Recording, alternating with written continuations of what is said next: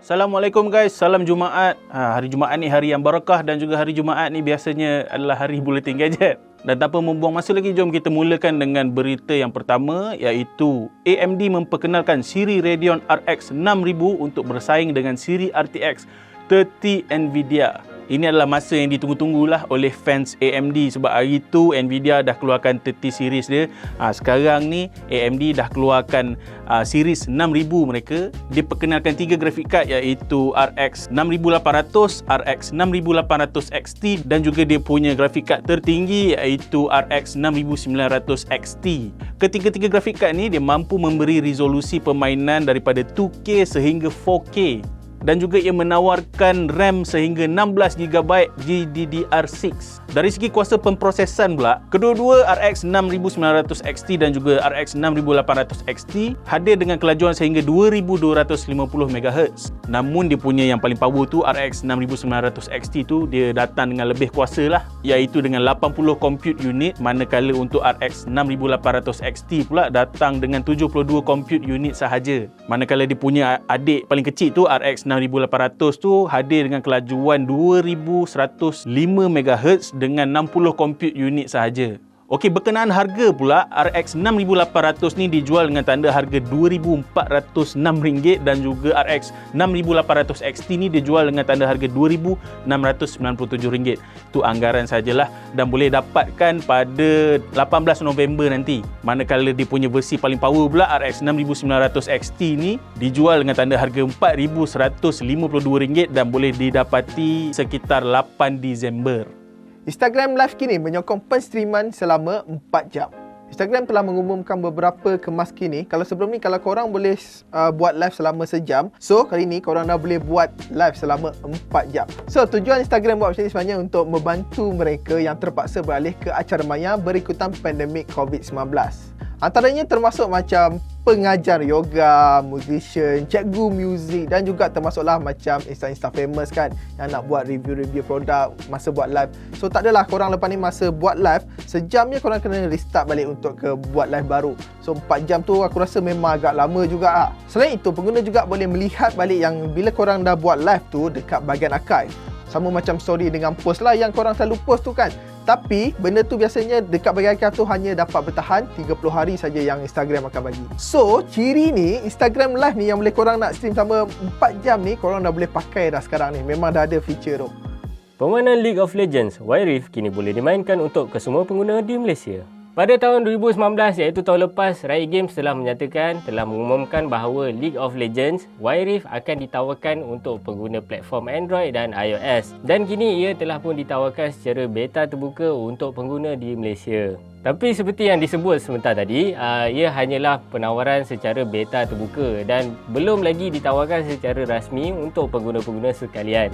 Selain pengguna di Malaysia, terdapat lagi beberapa buah negara yang terpilih untuk memainkan League of Legends Wild Rift ni, seperti contoh Indonesia, Jepun, Filipina, Singapura, Korea Selatan dan juga Thailand. Tambah lagi, walaupun karakter League of Legends Wild Rift ni sama seperti versi pada PC, petanya adalah lebih kecil kerana mahu memendekkan sesi bermain iaitu sekitar 15 minit. Menurut Riot Games, iaitu pembangun permainan ini, versi rasmi penuh hanya akan ditawarkan pada tahun hadapan.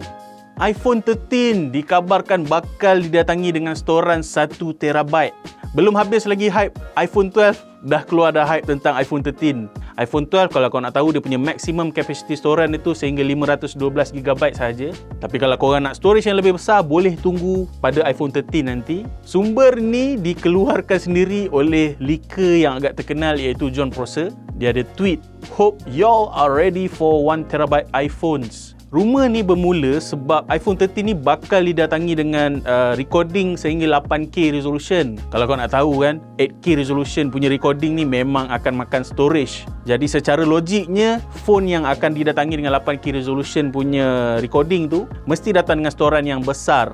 Fun fact, sebelum ni dah ada smartphone yang didatangi dengan storan 1TB ni seperti Samsung S10 Plus dan juga Asus ROG Phone 2. Ada, tapi tak banyak. Tapi dengan adanya Apple punya push ni, berkemungkinan lebih banyaklah smartphone yang akan ada storan 1TB nanti.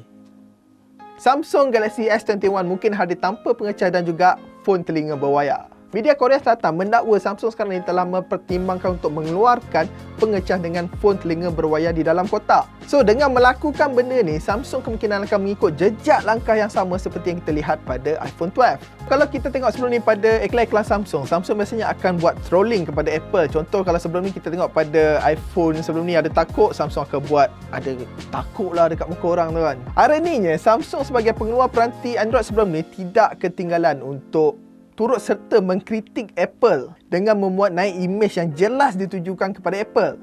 Walau bagaimanapun, ini adalah sekadar rumus je, so kita akan tunggu je lah kelak.